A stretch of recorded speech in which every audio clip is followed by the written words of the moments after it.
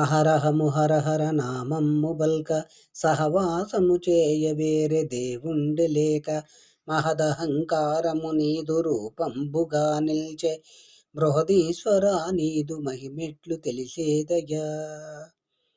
హరహర అనే నామం ఉచ్చరించుటకు గాని కూడి ఉండుటకు గాని వేరే దేవుడే లేకపోయే, అంటే సర్వవ్యాపకంగా ఆ పరమేశ్వరుడే ఉన్నాడు. ఓ సర్వవ్యాపక అహంకార రూపుడైన మహత్ అహంకార రూపుడైన ఓ బృహదీశ్వర, ఇలాగైతే నీ మహిమ వేరొకరికి ఎట్లు తెలిసేదయ్యా.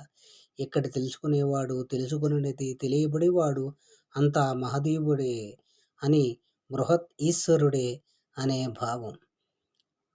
సర్వవ్యాపకుడు సర్వజ్ఞుడు అయిన పరమేశ్వరుని గుణములు మరీ మరీ తెలుసుకుందాం.